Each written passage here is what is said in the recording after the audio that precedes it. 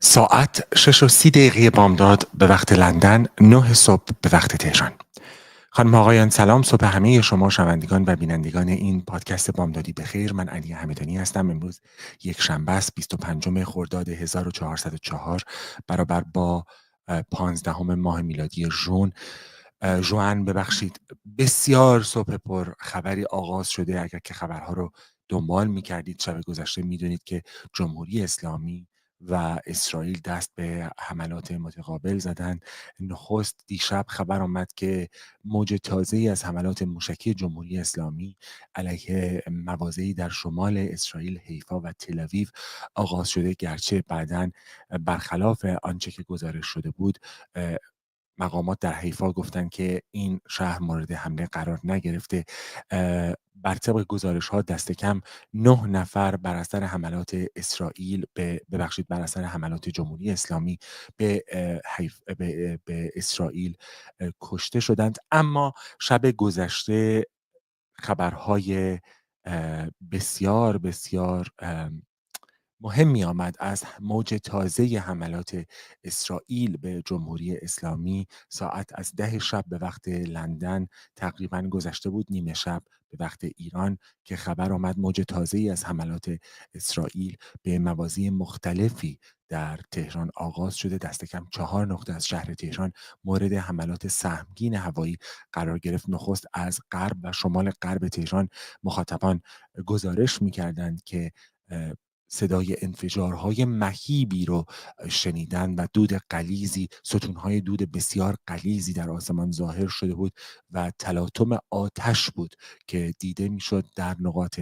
مختلف شمال و شمال غرب تهران. اما کمی بعدتر خبر آمد که انبار نفت شهران یا پالایشگاه نفت شهران، آنطور که گفته میشد، هدف حمله قرار گرفته و آن آتشی که دیده میشد در واقع ناشی از حمله به انبار نفت شهران بود. اما بعدتر از نقاط دیگر شهر تهران، از جمله از مرکز، از شرق و از جنوب تهران هم گزارش آمد که حملات سهمگین هوایی اسرائیل منجر به انفجارهای بسیار بسیار بسیار گسترده شده. خبرگزاری‌های اسرائیلی گزارش کردند که آنچه که رخ داده در نتیجه هدف قرار گرفتن وزارت دفاع جمهوری اسلامی انبارهای نفتی، سازمان انرژی اتمی و همینطور یک آزمایشگاه اصلی هسته‌ای در تهران بوده. به هر حال هدف قرار گرفتن وزارت دفاع جمهوری اسلامی بسیار حائز اهمیت است. انبار نفت شهران هم از این جهت حائز اهمیت هستش که روز گذشته مقامات اسرائیلی به خامنه‌ای هشدار داده بودند، وزیر دفاع اسرائیل هشدار داده بود که در صورت ادامه حملات موشکی به شهروندان غیر نظامی در اسرائیل، آنطور که این مقام ارشد گفته، در اسرائیل تهران خواهد سوخت. و بعد از اینکه این اتفاق افتاد خبر آمد که این انبار نفت شهران به شدت سوخته. هنوز مشخص نیست که میزان تلفات و صدمه دیده ها در تهران چقدر است. به هر حال خبرها از طریق رسانه‌های جمهوری اسلامی مخابره میشه و بسیار سخت است اعتماد کردن بهشون. اما تصاویر بسیار زیادی دیشب به دست ما میرسید، لحظه به لحظه، از جای جای تهران. همونطور که به شما گفتم، از شمال غرب، منطقه حکیمیه تهران و از جنوب تهران به ویژه از خانی آباد، از نازی آباد، از یافت آباد ما تصاویر متعددی دریافت کردیم.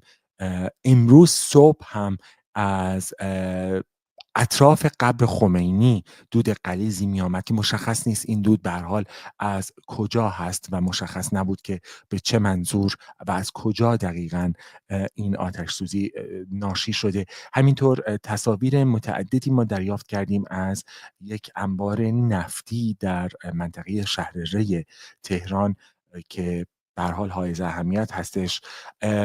آنطور که خبرها در طول شب ادامه پیدا کرد، کوههای عظیمیه کرج چند بار دیگر مورد اصابت قرار گرفت و بسیار آتش بسیار عظیمی رو تولید کردش. همینطور یک انبار نفت در منطقه جنوب تهران هم مورد حمله قرار گرفت. در نارمک تهران آتش سوزی مهیبی در نتیجه یک حمله هوایی اسرائیل ناشی شده بود و خبر می آمد مرتب که صنایع مهمات سازی نوبنیاد هم مورد حمله قرار گرفته. پس شد انبار نفت شهران، یک انبار نفتی در شهر ری، مهمات سازی نوبنیاد، ساختمان مرکزی وزارت دفاع جمهوری اسلامی و حکیمیه تهران مورد حملات متعدد قرار گرفتن. همینطور سازمان انرژی اتمی و آزمایشگاه‌های اتمی مستقر در تهران. اجازه بدید به مجموعی از ویدیوهایی که شما برای ما فرستادید نگاه بکنیم.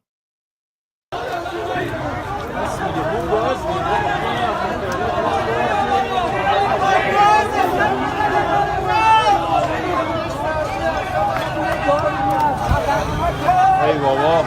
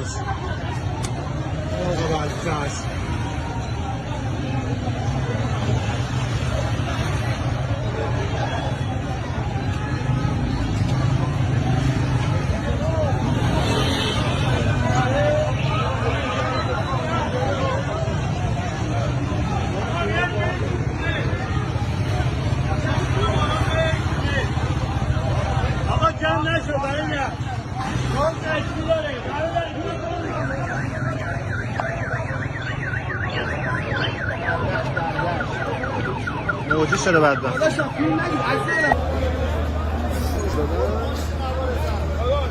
همینجا سیگه من اونو وایسادم. نه آره همینه نه اینجا خانوم فیلم نگید.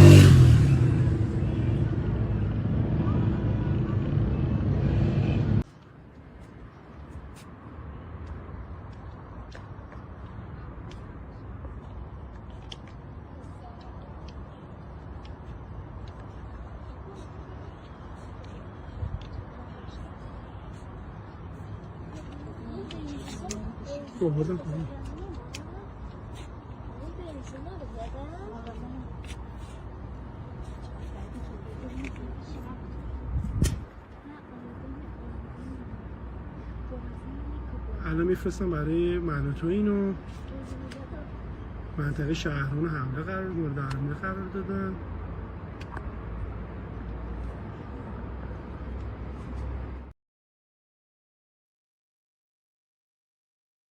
بله، تصاویر رو تماشا کردید. شما هم میتونید از طریق گزارشگر منوتو برای ما ویدیو ارسال بکنید. شماره تلفن گزارشگر در بالای صفحه اینستاگرام ما هست. اینستاگرام ما هست منوتو، بر منوتو تیوی آفیشال ببخشید.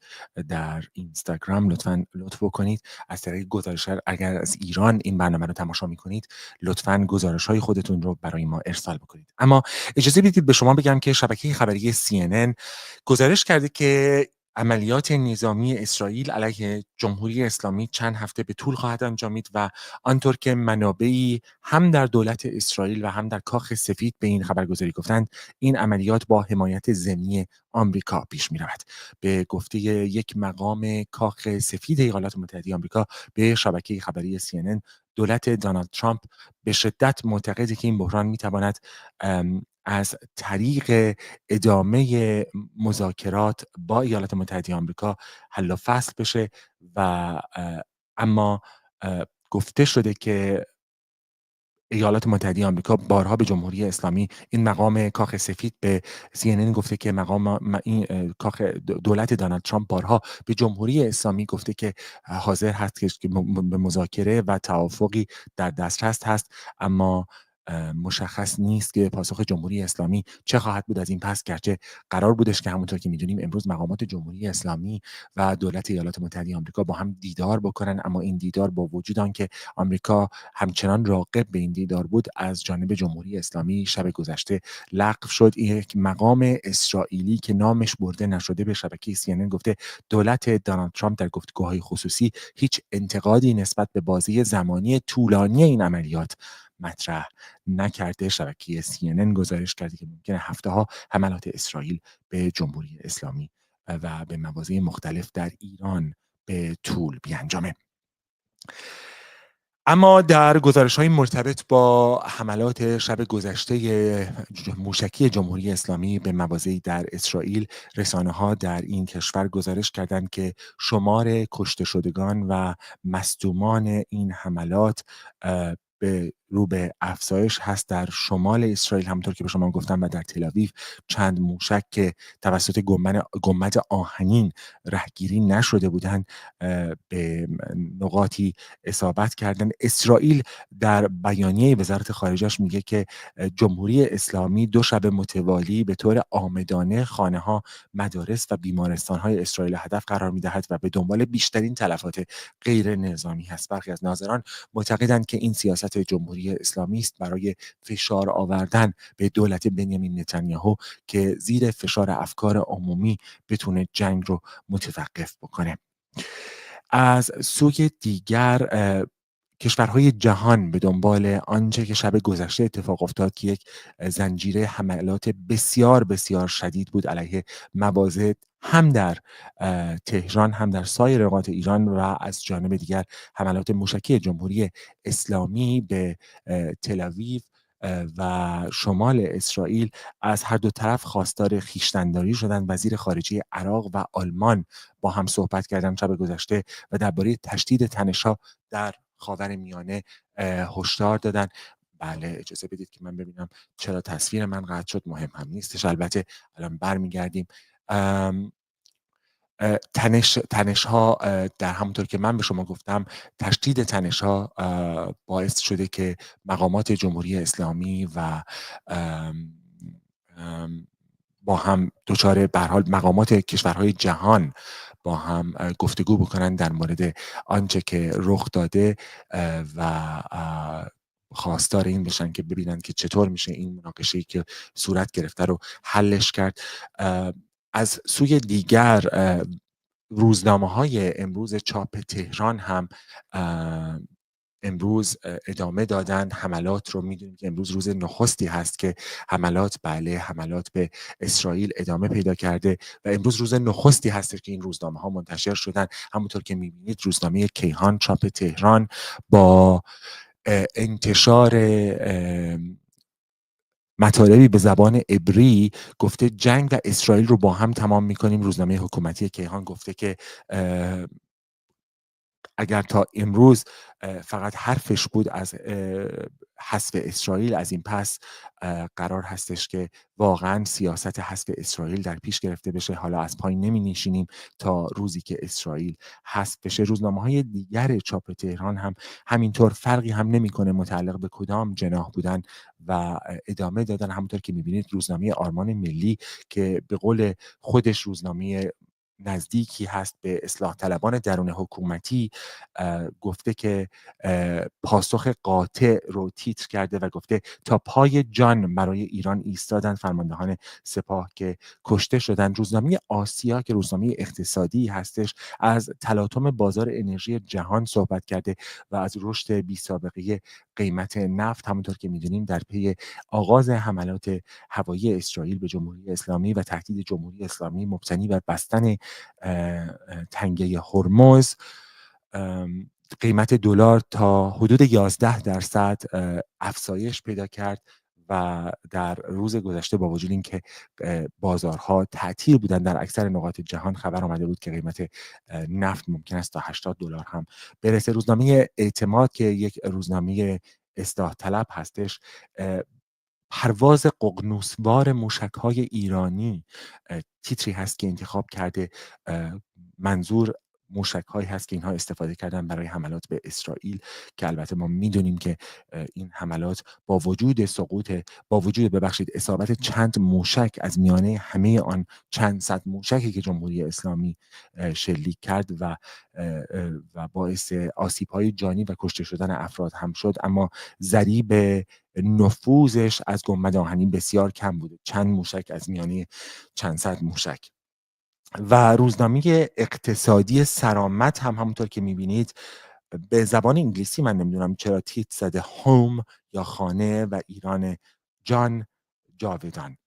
روزنامه حکومتی جمهوری اسلامی که باز مدیر مسئولش توسط خامنه‌ای منصوب میشه هم محکومیت گسترده جهانی جنایات رژیم صهیونیستی علیه ایران رو در واقع تیتر خودش کرده و تصاویری از کشته شدگان این حملات از میان فرماندهان سپاهی و مقامات هسته‌ای جمهوری اسلامی رو منتشر کرده. همینجا من یک نکته رو به شما بگم. با وجود آنکه تصاویر تا حالا اسامی 6 مقام رد بالای نظامی جمهوری اسلامی و 5 مقام هسته‌ای جمهوری اسلامی منتشر شده، اما ما میدونیم که آنطور که اسرائیل گفته دست کم 9 مقام ارشد هسته‌ای جمهوری اسلامی هدف قرار گرفته شدن. همینطور درباره زنده بودن علی شمخانی و اسماعیل قاآنی تردیدهایی مطرح شده. مثلا در پوسترهایی که در جای جای شهر گذاشته شده میبینیم که بعضی از این پوسترها در شهر تهران مثلا ما تصاویری داشتیم که نشان میداد علی شمخانی هم میان کشته ها هستند. اما اگر روزنامه شرق رو ببینیم، روزنامه‌ای که به طیف اصلاح طلبان درون حکومتی نزدیک هستش، شکست گنبد آهنین تیتری هست که انتخاب کرده که باز تیتر عجیبی هست. همونطور که به شما گفتم چند صد موشک از ایران به اسرائیل حمله کردن، اما تنها چند موشک اونها به زمین نشست، گرچه تلفاتی که به بار آورد و کشته شدن افراد به هر حال به نوعی پیروزی برای جمهوری اسلامی محکوم میشه. همونطور که به شما گفتم شب گذشته 9 نفر در نقاط مختلف اسرائیل در شمال و در بندر حیفا کشته شدند. مردم سالاری تیتری که انتخاب کرده انتقام در چند مرحله هست و تصویری رو تیتر اول خودش کرده، تصویر بسیار بزرگی رو از شلیک موشک‌ها و جنگ موشک‌ها و گنبد آهنین اسرائیل رو. اگر که کمی پیش بریم، روزنامه‌های دیگری که منتشر شدن به هر حال بله، روزنامه افکار، البته من می‌بینم که اون روزنامه متعلق هست به روز پنجشنبه، اما بله اگر که نمایش از امیرعلی میخوام که دکمه نمایش سایر روزنامه ها رو بزنه و میتونیم ببینیم سایر روزنامه ها رو. بالاتر هستش امیرعلی جان، بله، بالای افکار و پایین مردم سالاری دکمه هست به نام نمایش همه روزنامه ها. خوبی این پادکست بودن همین هستش، دقیقاً همونطور که میبینید همونطور که میبینید روزنامه افکار، اگر که اشتباه نکنم، ببخشید روزنامه سیاسی فرهنگی مجازات سخت رو تیتر خودش انتخاب کرده. اخبار صنعت باران آتش بر سر اسرائیل رو تیتر خودش انتخاب کرده و روزنامه آذربایجان، روزنامه محلی هستش، بله اشاره کرده به آنچه که اتفاق افتاده. اما اگر بازگردیم به صفحه اینستاگرام من و تو، امروز صبح تصاویری به دست ما رسیده که گزارشگر من و تو برای ما فرستاده از 5 تریلی حامل موشک 5 تریلی حامل موشک منهدم شدن. این گزارشی هست که گزارشگر من و تو ماشین تریلی بار موشک همونطور که در تصویر دارید میبینید که اسرائیل آنها را منهدم کرده در کنار کشته شدن. صد نازلیان. همونطور که شما این صفحه ها رو، تصاویر رو دارید نگاه میکنید، من آخرین خبرها رو به شما بدم. به خبرها اگر که بازگردیم، دونالد ترامپ رئیس جمهوری آمریکا هشدار داده که اگر که جمهوری اسلامی به پایگاه‌های نظامی آمریکا حمله بکنه، پاسخ آمریکا بی سابقه خواهد بود. ما میدونیم که لحظاتی قبل خبرگزاری آسوشییتد پرس از شلیک دست کم 3 پهپاد به سوی پایگاه عین الاسد محل استقرار نیروهای آمریکایی در غرب عراق خبر داده، ولی گفته که این 3 پهپاد رهگیری شدن. مشخص نیست که آیا بله گفته شده شلیک و رهگیری شدن، همین حالا خبرش اومده. مشخص نیست این پهپادها آیا متعلق به جمهوری اسلامی بودن یا نه. اما یک گزارش حیرت آور روزنامه آمریکایی وال استریت جورنال منتشر کرده که به نقل از منابع دیپلماتیک گفته که اسرائیل پهپاد و مهمات خودش رو برای هفته‌ها و ماه‌ها به داخل ایران قاچاق می‌کرده. آنطور که وال استریت جورنال گزارش کرده، قطعات صدها پهپاد در چمدان‌ها، کامیون‌ها و کانتینرهای حمل بار وارد ایران شدند. این روزنامه آمریکایی نوشته تیم‌های کوچک مسلح به تجهیزات و تسلیحاتی که اسرائیل به داخل ایران قاچاق کرده بودند در نزدیکی سامانه‌های پدافند هوایی و پرتابگرهای موشک جمهوری اسلامی مستقر شدند و همزمان با آغاز حمله برخی از این تیم‌ها پدافندها رو از کار انداختن. روزنامه ایران هم این رو گفته که پدافندهای جمهوری اسلامی از آن جهت فعال نشدند که در واقع توسط هک اینترنتی و سایبری بوده که این پدافندها رو از کار توانستند بندازن و به این جهت بوده که پدافندهای جمهوری اسلامی، پدافندهای هوایی به کار نیامدن. وزارت نفت جمهوری اسلامی همینطور از شهروندان خواسته که به تأسیسات نفتی که آسیب دیدن نزدیک نشن. در ساعات گذشته چندین مخزن و تأسیسات نفتی در جای جای تهران از جمله در شهران و در جنوب تهران منفجر شدند. آنطور که خبر آمده آلودگی هوا بسیار شدید هست. همونطور که می‌بینید در بله روزنامه اداری کل HST وزارت نفت خواسته به تأسیسات آسیب دیده نفت شهروندان وارد نشن. این خبر رو ما بر روی شبکه منوتو، شبکه اینستاگرام منوتو هم ما داریم. گزارش هایی که منتشر شده، نیروی انتظامی حکومت اسلامی مثلا گزارش کرده که 16 نفر رو به دلیل خوشحالی و حمایت از اسرائیل دستگیر کردن و دیروز هم سپاه پاسداران خط و نشان کشیده بود که در صورتی که در شبکه‌های اجتماعی افراد مطالب انتقادی از جمهوری اسلامی بنویسند و یا ابراز خوشحالی بکنن از این حملات، بازداشت خواهند شد. و اجازه بدید که یک بار دیگر من خبر رو به شما بدم. خبر آمده که شب گذشته شب بسیار پرخبری بود. حملات گسترده هوایی شده بود به چندین نقطه از شهر تهران، از جمله به انبار نفت شهران، از جمله به وزارت دفاع جمهوری اسلامی، سازمان انرژی اتمی، آزمایشگاه‌های انرژی اتمی در تهران. در جنوب تهران هم به یک انبار نفت حمله شد و در عظیمیه کرج هم گزارش‌هایی وجود داشت از حمله جمهوری اسلامی به تپه‌های عظیمیه. هنوز مشخص نیست چرا از طرف مقابل جمهوری اسلامی هم صدها موشک به شمال اسرائیل و بندر حیفا شلیک کرد که در نتیجه اون دست کم 9 نفر کشته شدند. اسرائیل وزارت خارجه‌اش با صدور بیانیه‌ای گفته که جمهوری اسلامی برای دومین شب متمادی به قصد شهروندان غیر نظامی رو مورد هدف قرار داده، در حالی که گزارش شده بود که خبرگزاری آسوشییتد پرس گزارش کرده که 3 پهپاد که مشخص نیست منشأشان کجاست در خاک عراق، در حالی که به سمت پایگاه عین الاسد آمریکا میرفتن پرواز میکردن هدفگیری شدند. آقای نتانیاهو به ایران هشدار داده، در صورتی که آقای ترامپ رئیس جمهوری آمریکا به جمهوری اسلامی هشدار داده در صورتی که به منافع نظامی آمریکا در منطقه حمله بشه با جمهوری اسلامی برخوردی سهمگین خواهند داشت.